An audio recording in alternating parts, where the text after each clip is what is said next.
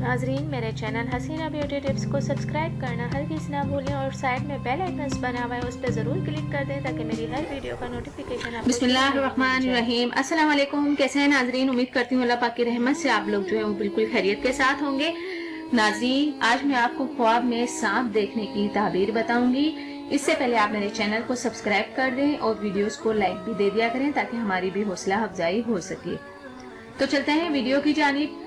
नाजरीन, ख्वाब में सांप देखना कैसा है? हजरत इब्न सीरी रहमतुल्लाह अलैहि ने फरमाया है कि असदे का ख्वाब में देखना बड़े भारी दुश्मन का देखना है।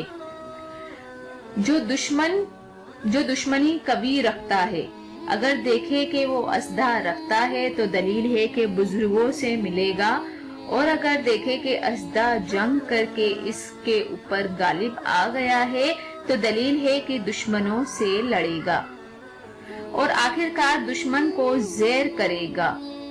और अगर देखे कि सांप को मारा और इसका गोश्त खाया है तो इससे इस अमर की दलील है कि वो दुश्मन पर फतह पाएगा और इसका माल ले लेगा और इस माल को खजाना करेगा।